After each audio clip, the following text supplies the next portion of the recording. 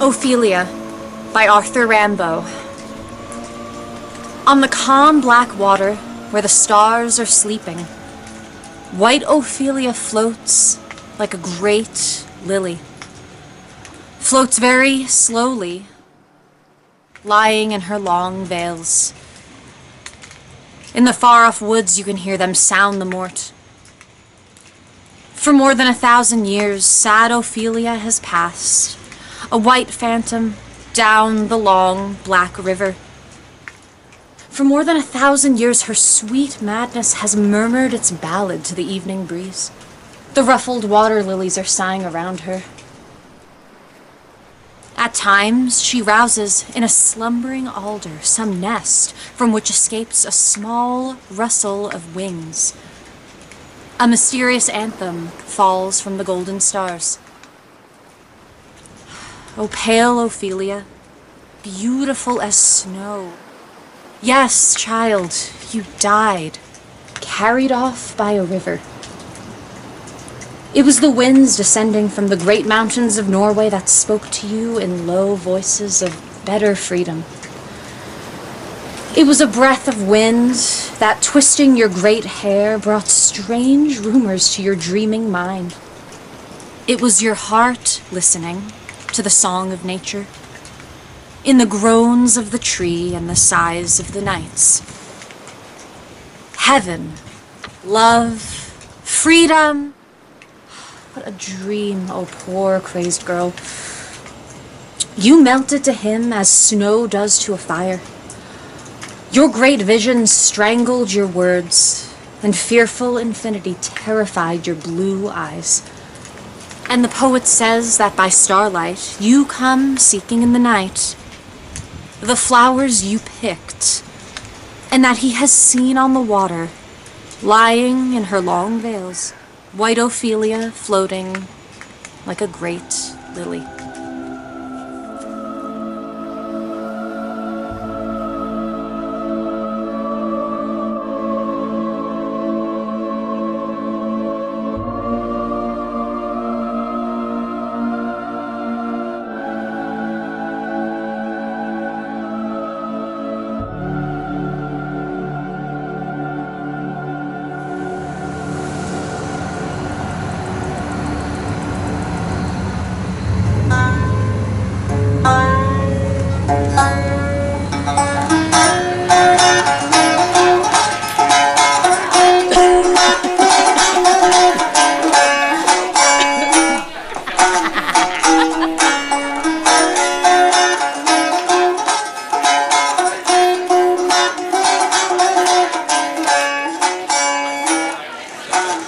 So, Jolly Joe Jester, our first parlor game of the evening is improvisational poetry. I pull a title or a topic from the hat, and you have to come up with a poem based on said topic or title. I'm ready. And the first one is The Gingerbread House. Ooh. That makes me want to grab my candy cane instrument here. Ooh, it's time. Not a creature was stirring, not even a mouse. It's time to build my very own gingerbread house. Get my gumdrops, everything's okay. It's 2025, it's the only house I can afford to pay for. A gingerbread house, everything's fine. Oh, it's a candy home, it's a candy world, and it's all mine. Oh my God, there's a fire in my gingerbread house. I knew I shouldn't have tried to roast a s'more in there. Oh no, it's gone, I ate it. I guess I'll have to make a new one next year.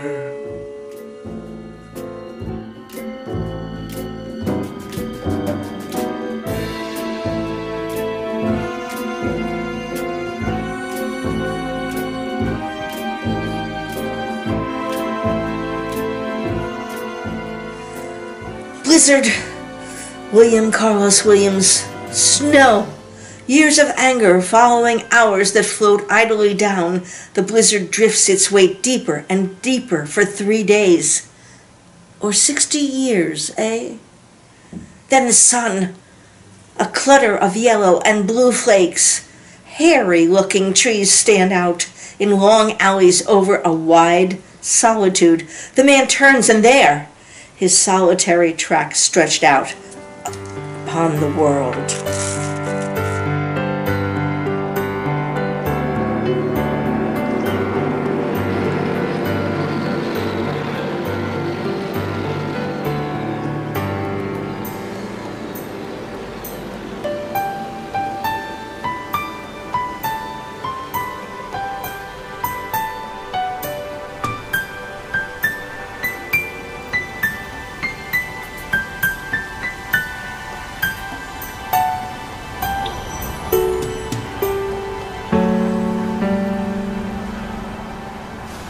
Left no ring with her.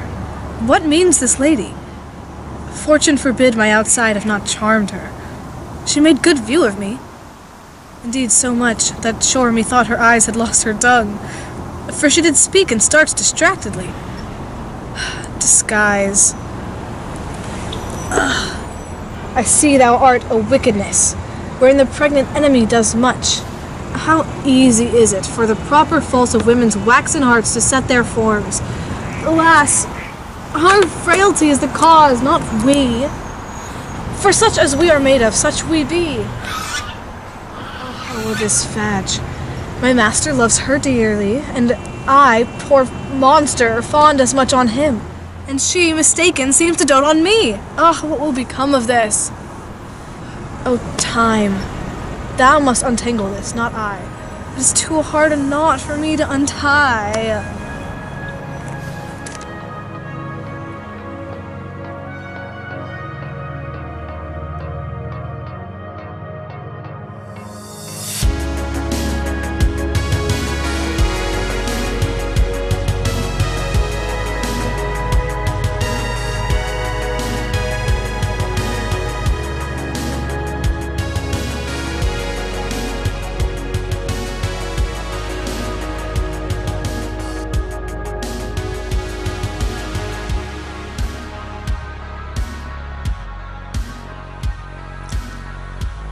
Be or not to be? That is the question. Whether 'tis nobler in the mind to suffer the slings and arrows of outrageous fortune, or to take arms against a sea of troubles, and by opposing, end them. To die, to sleep no more, and by a sleep to say we end the heartache and the thousand natural shocks that flesh is heir to. 'Tis a consummation devoutly to be wished, to die, to sleep perchance to dream. Aye, there's the rub. For in that sleep of death, what dreams may come, when we have shuffled off this mortal coil, must give us pause. There's the respect that makes calamity of so long life. For who would bear the whips and scorns of time, the oppressor's wrong, the proud man's contumely, the pangs of disprized love and law's delay, the insolence of office, and the spurns that patient merit of the unworthy takes, when he himself might his quietest make with a bare bodkin? Who would fardels bear to grunt and sweat under a weary life,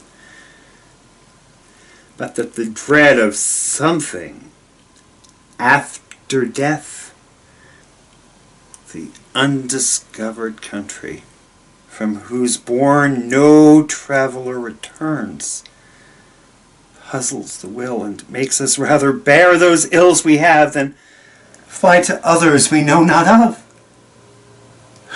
Thus conscience doth make cowards of us all, and thus the native hue of resolution is sicklied over with the pale cast of thought, and enterprises of great pith and moments with this regard, their currents turn awry and lose the name of action.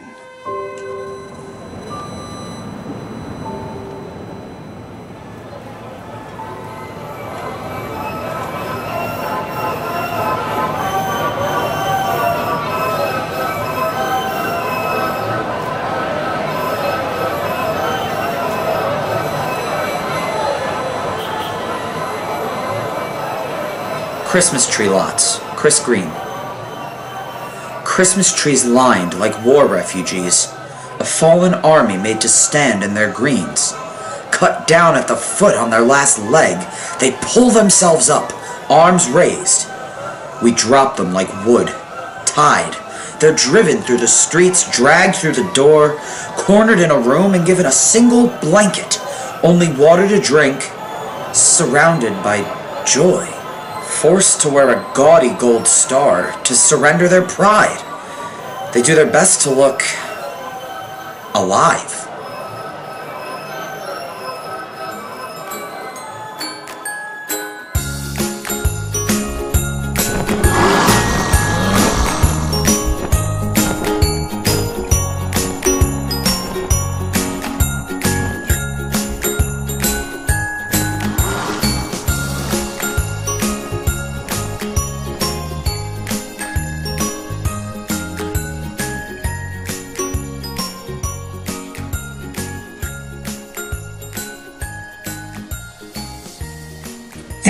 That still has been the father of good news. Have I, my lord? I assure my good liege, I hold my duty as I hold my soul, both to my God and my gracious king. And I do think, or else this brain of mine hunts not the trail of policy so sure as it hath used to do, that I have found the very cause of Hamlet's lunacy. Oh, my fence's rank, it smells to heaven. It doth the primal elder's curse upon it. My brother's murder, pray can I not. Though inclination be as sharp as will, my stronger guilt defeats my strong intent. And, like a man to double business bound, I stand and pause where I shall first begin, and both neglect.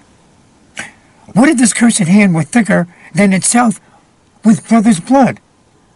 Is there not rain enough in the sweet heavens to wash it as white as snow? Whereunto serves mercy but to confront the visage of offense?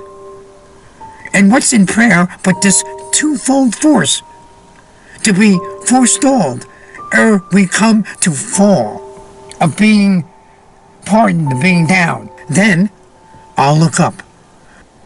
My fault is past, but oh, what form of prayer? What form of prayer can serve my turn? Forgive me my foul murder.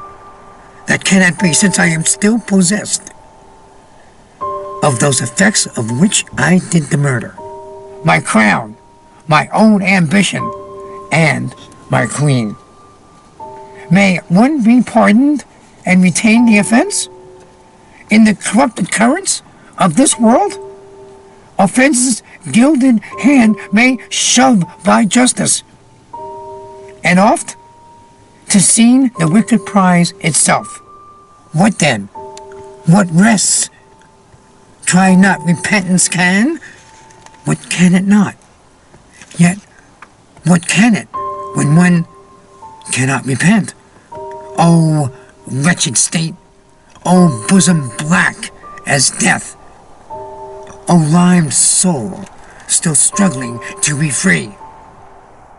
Art more engaged? Help, angels! Make essay! Bow, stubborn knees, and hearts with strings of steel! Be soft as sinews of the newborn babe. All may be well. My words fly up, my thoughts remain below. Words without thoughts never to heaven go.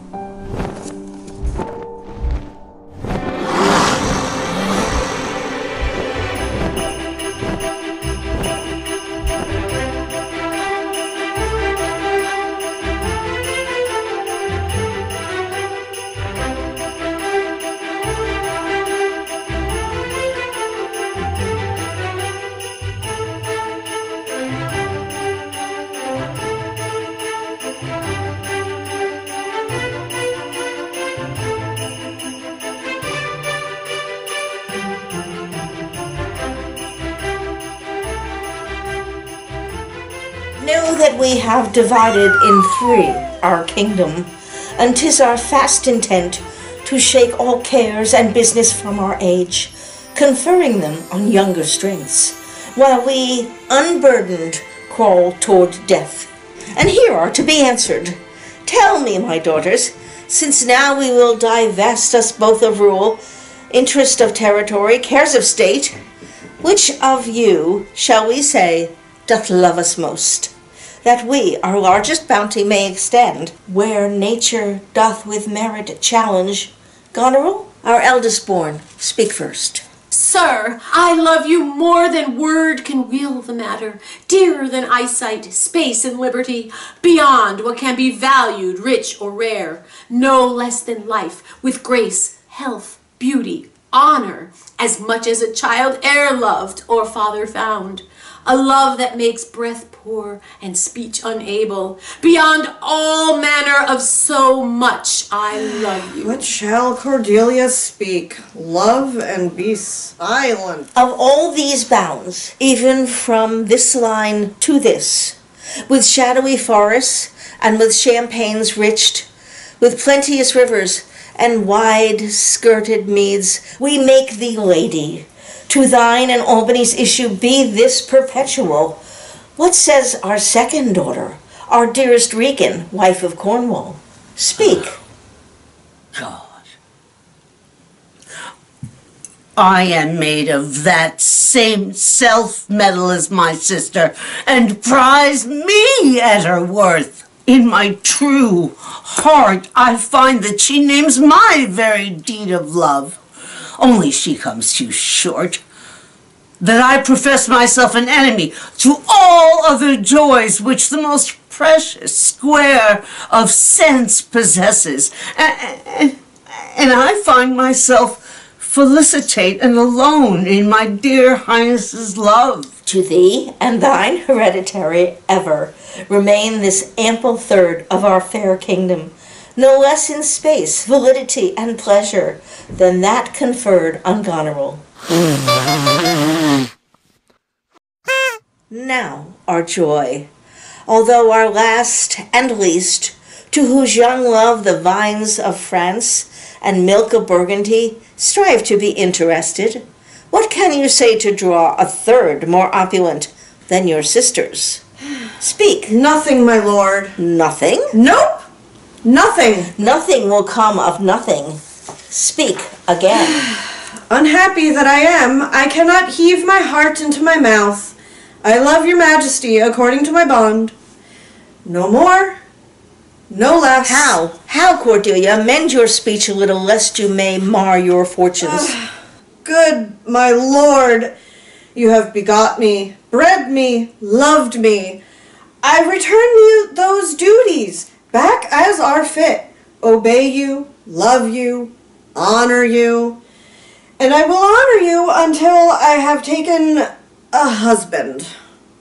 Why have my sisters husbands if all their love is unto you? When I have wed, the Lord whose hand takes mine shall be the beneficiary of my love and honor. I cannot love my father all. But goes thy heart with this? Ay, my good lord. So young and so untender? So young, my lord, but true. Let it be so. I loved her most, and thought to set my rest on her kind nursery. To Cordelia, hence, and avoid my sight. So be my grave, my peace, as here I give her father's heart from her. Royal Lear, whom I have ever honored as my king, loved as my father, as my master followed, as my great patron thought it on my prayers. The bow is bent and drawn. Make from the shaft, let it fall, rather, through the fork invade, the region of my heart. Be Kent unmannerly when Lear is mad. What wouldst thou do, old man? Think'st thou that duty shall have dread to speak, when power to flattery bows, to plainness honor's bound, when majesty falls to folly? The youngest daughter does not love thee least, nor are those empty-hearted whose low sounds reverb no hollowness. Hear me, recreant, on thine allegiance hear me, that thou hast sought to make us break our vows, which we durst never yet, and with strained pride to come betwixt our sentence and our power, which nor our nature nor our place can bear. Our potency made good, take thy reward. 5 days we do allot thee for provision, to shield thee from disasters of the world, and on the 6th to turn thy hated back upon our kingdom. If on the 10th day following thy banished trunk be found in our dominions, the moment is thy death. What? Away, by Jupiter, this shall not be revoked. Fare thee well, king. Sit thus thou wilt appear. Freedom lives hence, and banishment is here. Cordelia, the gods to their dear shelter take thee, maid, that justly thinks and hast most rightly said.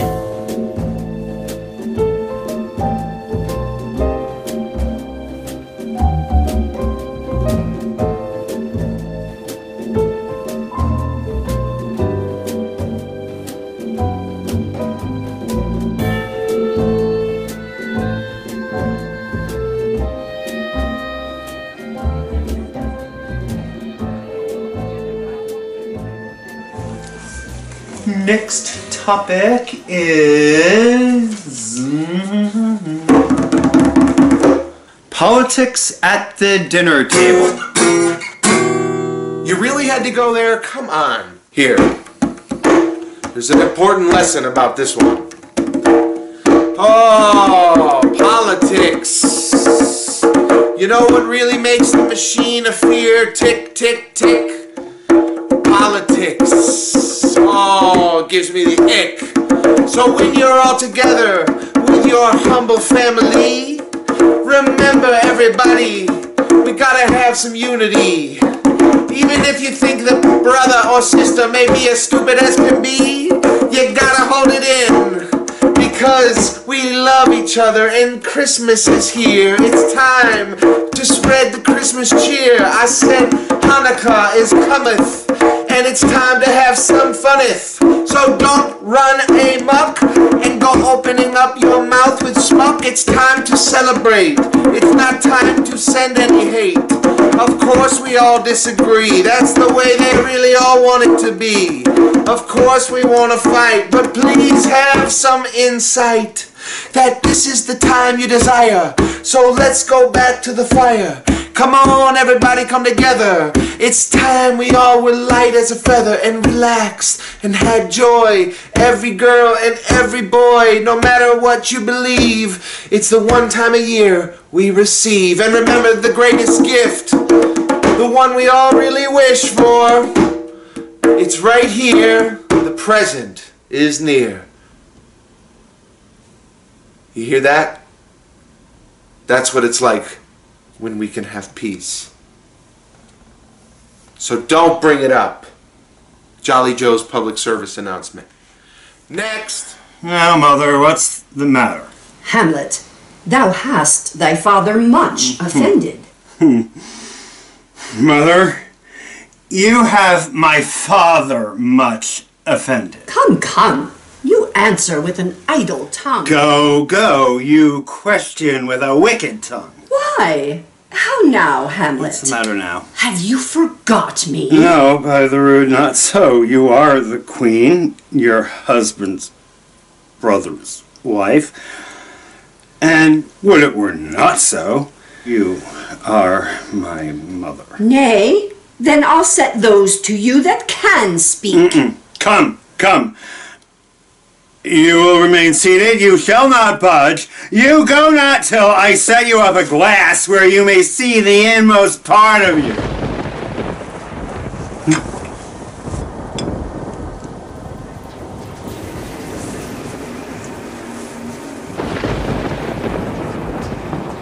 Do not forget, this visitation is but to whet thy almost blunted purpose. But look, amazement on thy mother sits. Oh, step between her and her fighting soul. Conceit in weakest body's strongest works. Speak to her, Hamlet. How is it with you, lady? Alas, how is't with you, that you do bend your eye on vacancy, and with the corporal air do hold discourse, forth at your eyes your spirits wildly peep, and as the sleeping soldiers in the alarm, your bedded hair, like life in excrements, start up and stand on end. O gentle sun, upon the heat and flame of thy distemper, sprinkle cool patience. Whereon do you look? Do you see nothing there? Nothing at all. Yet all that is, I see. Nor did you nothing hear? No, nothing but ourselves. This is the very coinage of your brain. This bodiless creation ecstasy is very cunning Ecstasy? My pulse as yours doth temperately keep time and makes this healthful music. It is not madness that I have uttered, bring me to the test, and I the matter will reword, which madness would gamble from. Mother, for love of grace, lay not that flattering unction to your soul, that not your trespass but my madness speaks. It will but skin and film the ulcerous place, whilst rank corruption, mining all within, infects unseen. Confess yourself to heaven! Repent what's past, avoid what is to come, and do not spread the compost on the weeds to make them rancor. Forgive me this my virtue, for in the fatness of these pursy times, virtue itself of vice must pardon beg, yea, curb and woo for leave to do him good. Oh, Hamlet, thou hast cleft my heart in twain. Whatever shall I do? Not this, by no means I bid you do. Let the bloat king tempt you again to bed. Pinch one tongue on your cheek, call you his mouse, and let him for a pair of reechy kisses or peddling in your neck with his timid fingers make you to ravel all this matter out, that I essentially am not in madness, but mad in craft. 'Twere good you let him know, for who that's but a queen, fair, sober, wise, would from a paddock, from a bat, a gib, such dear concernings hide, who would do so? No, in despite of sense and secrecy, unpeg the basket on the house's top. Let the birds fly, and like the famous ape, to try conclusions in the basket creep and break your own neck down. Be thou assured, if words be made of breath, and breath of life, I have no life to breathe what thou hast said to me. I must to England, you know that. Alack, I had forgot. 'Tis so concluded on. There's letter sealed, and my two schoolfellows, whom I will trust as I will adders fanged. They bear the mandate. They must sweep my way and marshal me to knavery. Let it work. For 'tis the sport to have the engineer hoist with his own petard, and it shall go hard, but I will delve 1 yard below their minds, and blow them at the moon! Oh, 'tis most sweet when in one line two crafts directly meet. This man shall set me packing. I'll lug the guts into the neighbor room. Mother, good night indeed. This counselor is now most still, most secret, and most grave. Who was in life a foolish, parading knave? Come, sir, to draw toward an end with you. Good night,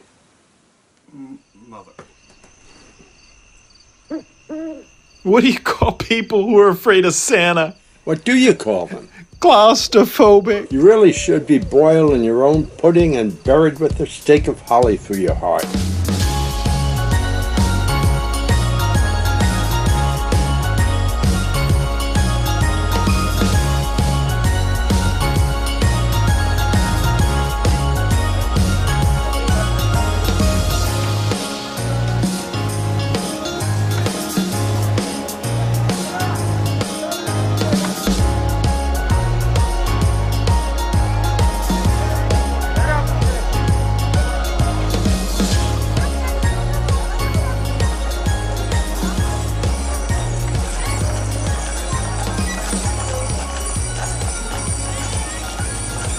Rosencrantz and Guildenstern, Mary Ann Love. Rosencrantz and Guildenstern could not be told apart. People muddled up their names right from the very start. Gertrude called one Guildenstern and the other Rosencrantz. Claudia saw differently just from a cursive glance. They didn't mind confusion, for they were quite a team. They bowed their heads politely, answering with the queen, who said they could help her. She piled on loads of charm because her stroppy royal son was causing her alarm. Now they were friends of Hamlet. Folks thought that he was mad. The fact that he was seen at school intrigued them just a tad. They liked to mull things over, flip coins to work things out. Was Prince Hamlet really mad or acting like a lout? A holiday to England was proposed to end the strain. Hamlet would be out of sight and peace would reign again. Then there was the letter for the king alone to read, all tightly bound with sealing wax for reason of the need. To keep the contents secret, foul play was in the cards. Claudius was wily and way out in front by yards. Rosencrantz and Guildenstern joined Hamlet for the trip, but sometime after sailing, our prince, he jumps the ship. Guildenstern and Rosencrantz complete their task alone and give the king the letter before returning home. Now this was their fatal error. They died without a friend. Poor Rosencrantz and Guildenstern as one until the end.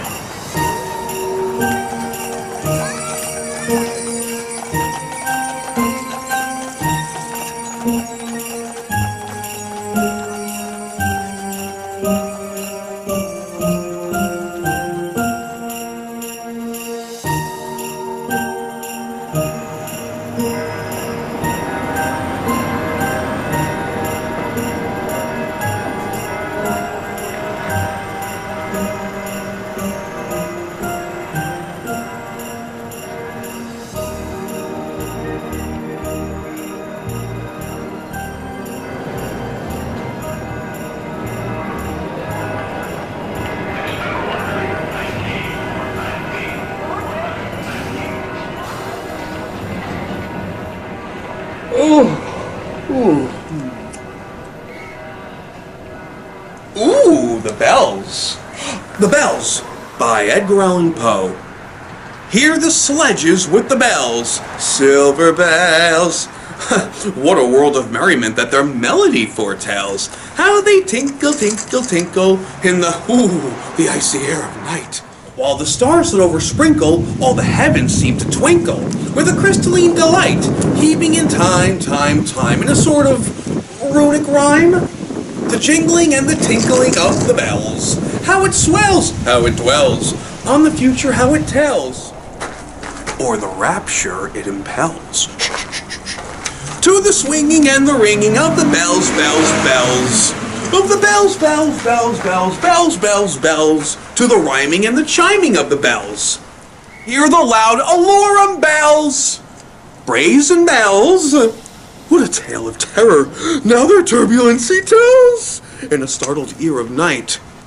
How they scream out their affright! Too horrified to speak, they could only shriek, shriek, out of tune.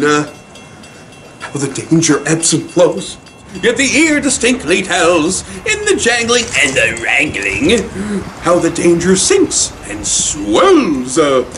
by the sinking or the swelling in the anger of the bells, of the bells, of the bells, bells, bells, bells, bells, bells, bells, in the clamor and the clangor of the bells.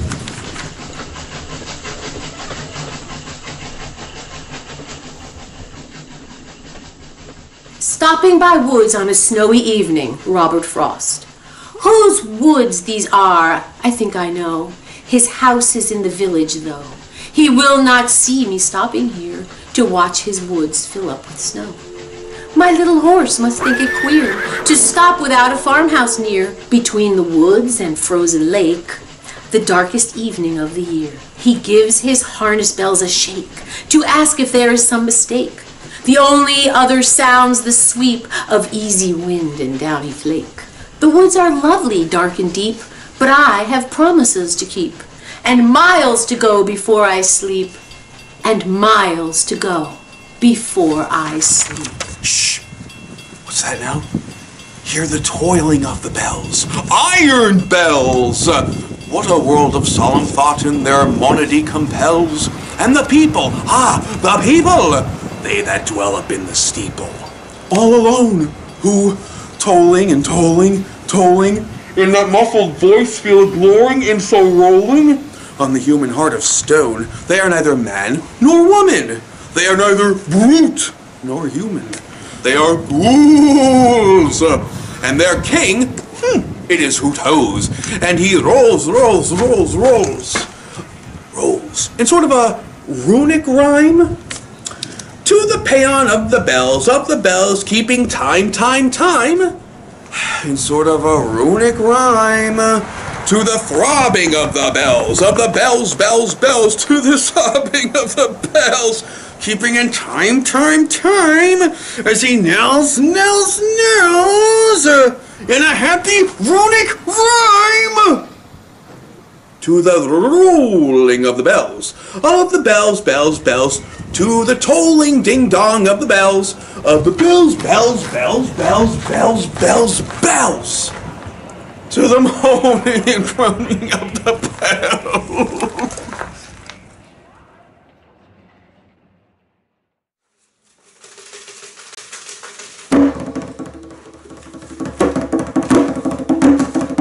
Give it to me. Rudolph, the jailbird reindeer.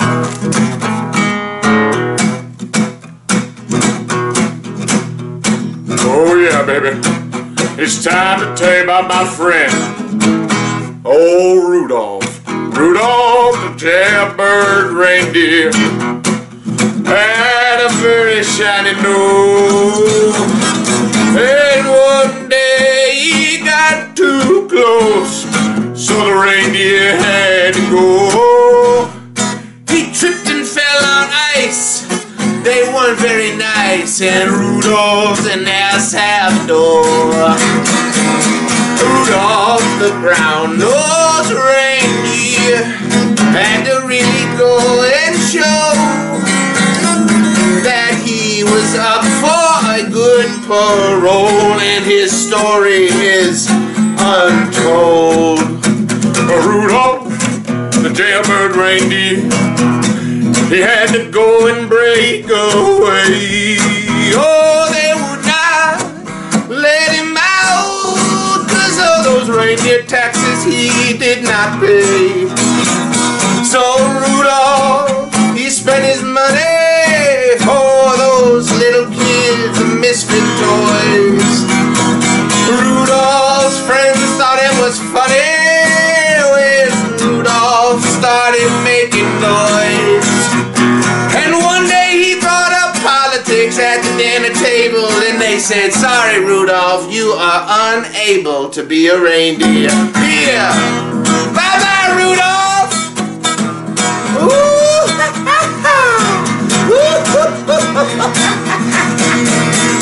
Bye-bye, Rudolph.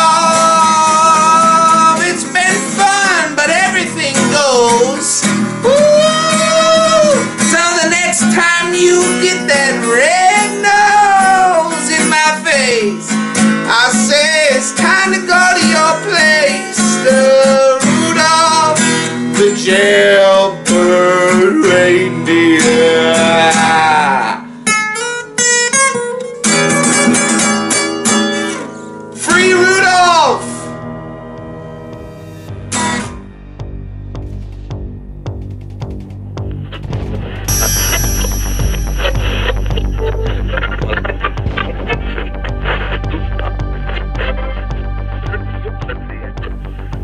This just in.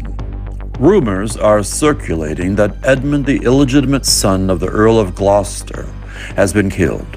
Sources confirm he was having an affair with both the Princess Goneril and Regan, and was the one who signed the death warrant for Princess Cordelia. Plague upon you! Murderers, traitors all. I might have saved her. Now she's gone forever. Cordelia, stay a little. Ha! What is't thou sayest? Her voice was ever soft, gentle, and low, an excellent thing in woman. I killed the slave that was a-hanging thee. 'Tis true, my lords, he did. Who are you? Mine eyes are not the best. I'll tell you straight. If fortune brag of two she loved and hated, one of them will behold. This is a dull sight. Are you not Kent? The same. Your servant Kent. Where's your servant Caius? He's a good fellow, I can tell you that. He'll strike, and quickly too. He's dead and rotten. No, my good lord. I am the very man that, from your first of difference and decay, have followed your sad steps. You are welcome hither. Nor no man else. It's all cheerless, dark, and deadly. Your eldest daughters have fordone themselves, and desperately are dead. Breaking news, it has now been confirmed that Edmund is dead. That's but a trifle here. Your lords and noble friends know our intent. What comfort to this great decay may come shall be applied. For us, we will resign, during the life of this old majesty, to him our absolute power. You to your rights with boot, and such addition as your honors have made more than merited. All friends shall taste the wages of their virtue, and all foes the cup of their deservings. Oh, see! And my poor fool is hanged? No life? Why should a dog, a horse, a rat have life, and thou no breath at all? Thou it come no more? Never. Look on her, look, her lips. Look there. Look there.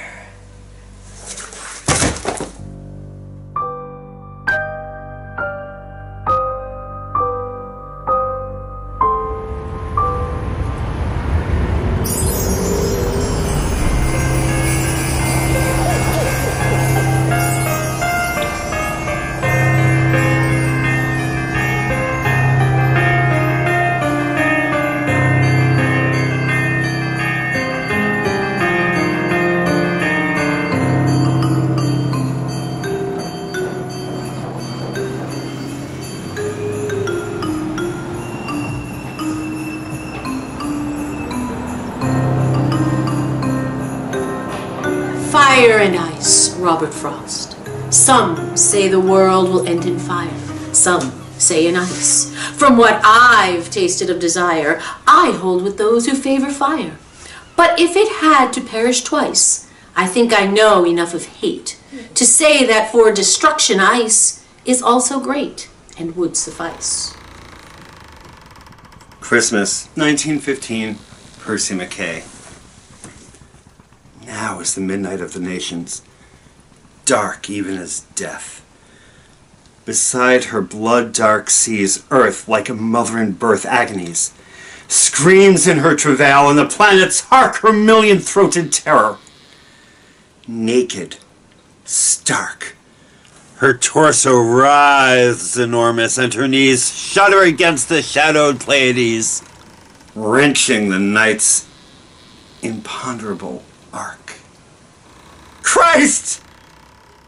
What shall be delivered to the morn out of these pangs, if ever indeed another morn shall succeed this night, where this vast mother survived to know the blood-spent offspring, torn from her racked flesh?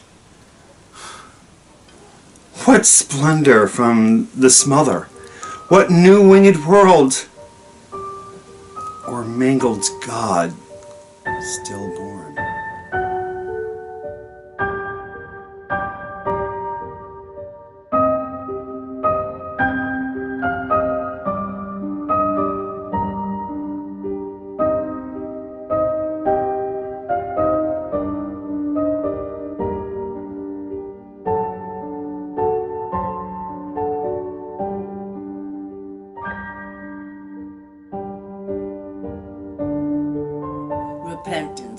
Luis G. Dotto. I have flown over flowers of perfume, fondled and touched them before. I have kissed them so often and hotly that their lips seemed unmeaning to mine. I am haunted by the meaning of petals, hovering in vain in my mind. I am startled by this new significance the petals convey with their eyes. I am frightened by a thought that their color of purple and white provokes. Oh, these eyes, the hands that have often, with a gaze, a caress, profane, polluted the pure. What lips are these that speak of flowers?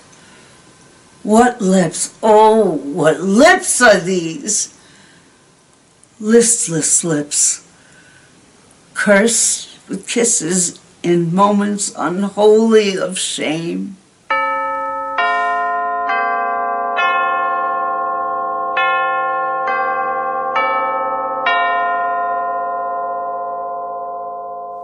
I must leave these flowers of morning. I must leave them unprofaned, these petals consecrated to Mother's earth, to Mother's in heaven. From purposed forgetfulness, I peep on a dawn of flowers which I must not see. I will sleep to forget them again, as I have forgotten before.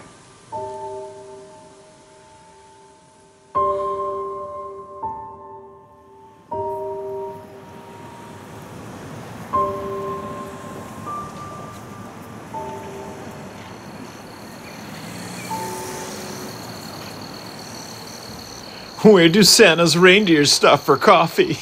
Where do they go? Starbucks! I can't wait till Krampus beats the Yuletide stuffing out of you.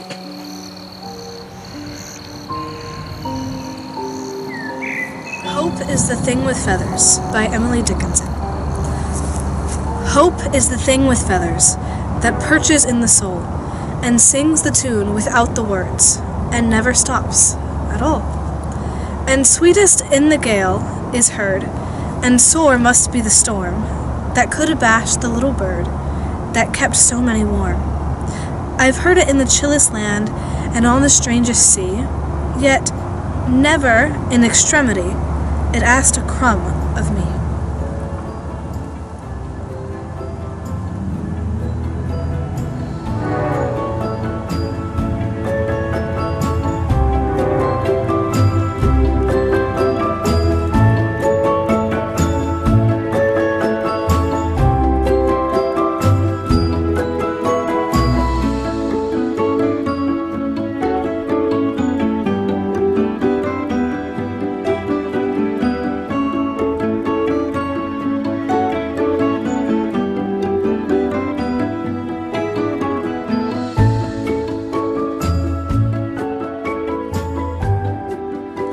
Alright, what else you got? Enough of this Rudolph business. Our final topic for the evening, Jolly Joe Jester, is Mary.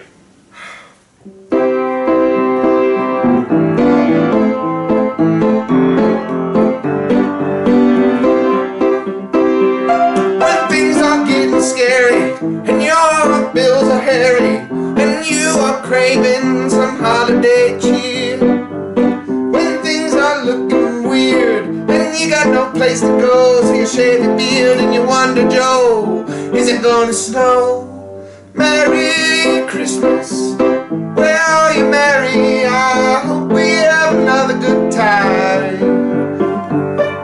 Merry Christmas, where are you, Mary? Oh, we miss you, Mary Santa. Oh, we know you are not the one who had to go shopping, but you made us a good deal to sit under the tree this year. Merry Christmas. Thank you for watching our movie. Merry Christmas. Shakespeare, it's good to hear you moving.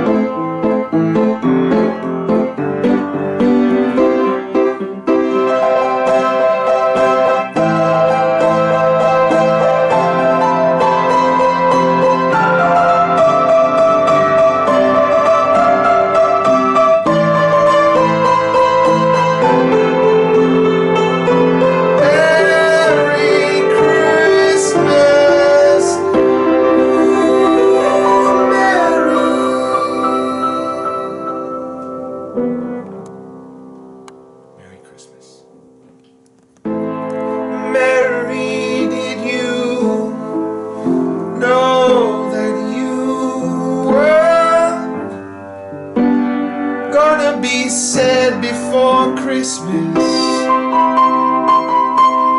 Merry Christmas, Mary Magdalene, Virgin Mary, Mary Tyler Moore. Merry, Merry Christmas to all the Marys in this world.